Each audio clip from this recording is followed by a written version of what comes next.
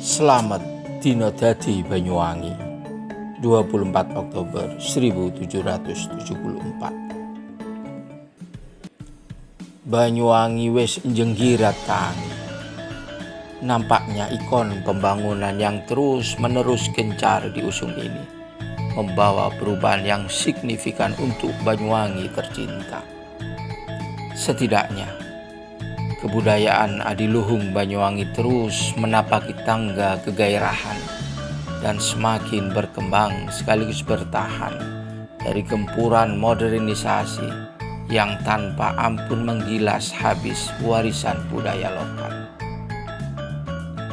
Inilah sebuah realitas zaman bahwa 24 Oktober 1774 ketika Mas Alit sang Bupati Regen Banyuwangi pertama secara resmi melakukan pemindahan nagari dengan ditandai keberangkatannya dari Ulu Pampang menuju dalam Istana Banyuwangi. Kondisi ini telah membawa perubahan yang sangat besar. Banyuwangi mulai menapaki tangga masa depan yang panjang. Betapa kecerdasan pemikiran dan polisi kebijakan Mas Alit telah melahirkan sebuah paradigma baru pembangunan di Banyuwangi yang semula merupakan bagian dari telatah Belambangan. Banyuwangi akhirnya berkembang menjadi pusat kegiatan ekonomi, politik, dan budaya.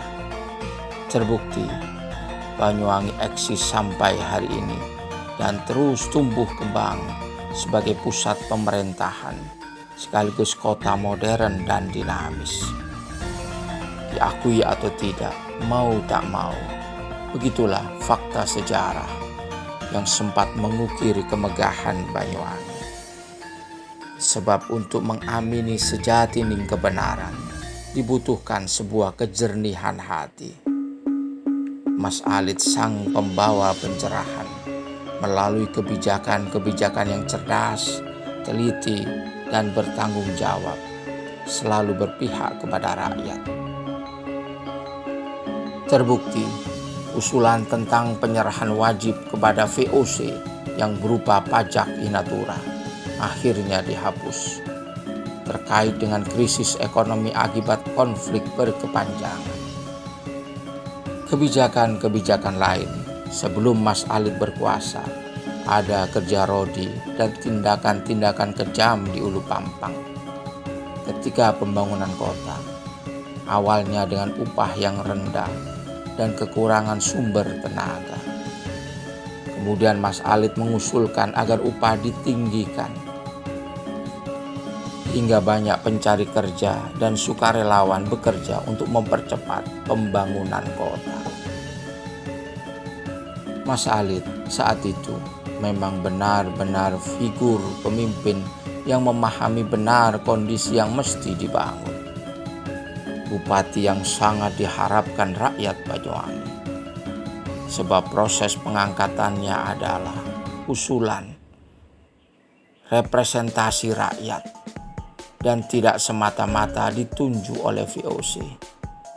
Ia adalah seorang pejuang sejati.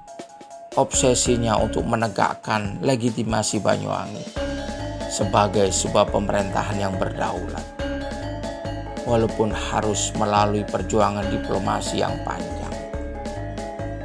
Sangat pantas dan layak Mas Alit disebut sebagai pahlawan sejati.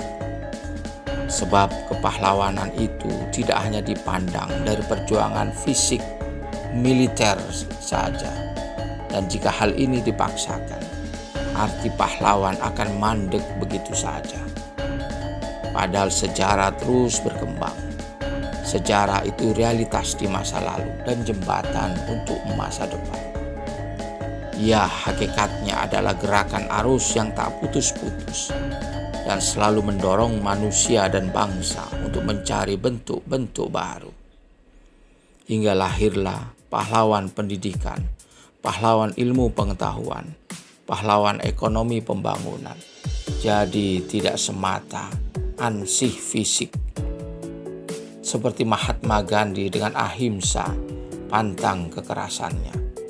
Bung Karno, Bung Hatta, Bung Syahrir yang menggunakan perjuangan diplomasi. Sejatining hari jadi Banyuwangi. Harjapa, 24 Oktober 1774. Merupakan hasil kajian ilmiah dan kenyataan faktual yang berdasar pada belati metodologi sumber sejarah. Baik arsip-arsip VOC, berita-berita perjalanan, maupun sumber-sumber tradisional seperti Babat. Tanggal 24 Oktober 1774 ini telah diuji otoritas kebenarannya di Leiden, Belanda, dan Universitas Indonesia, Jakarta. Penggunaan nalar ilmiah dan segala sesuatu yang berdasar pada teks, data-data sejarah yang valid dan teruji kebenarannya adalah sebuah kondisi yang mendukung 24 Oktober 1774. Walau harus pula disadari dan diakui, kita adalah pembaca yang baik. Segala argumen yang dilontarkan berdasar pada tulisan orang lain. Seperti tulisan Dr. Andes Imade Sujana MA dalam sebuah tesisnya yang kemudian dibukukan berjudul Nagari Tawon Madu.